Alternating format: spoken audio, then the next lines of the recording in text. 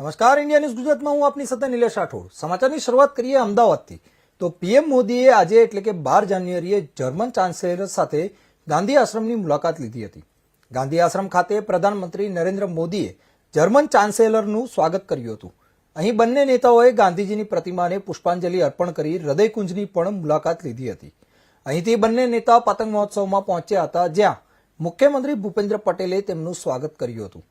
પતંગ મહોત્સવમાં મોદી ફેડરિક મર્જે ખુલ્લી જીપમાં આંતરરાષ્ટ્રીય પતંગ મહોત્સવ નિહાળી ભારત જર્મનીની ફ્રેન્ડશીપનો પતંગ ચગાવ્યો હતો.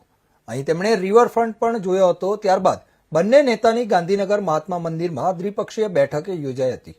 ઉલ્લેખનીય છે કે બંને નેતા જ્યારે અમદાવાદની મુલાકાતે છે ત્યારે અમદાવાદમાં હવા પ્રદૂષણ ગંભીર સ્થિતિમાં છે અને AQI 233 સુધી પહોંચ્યો છે.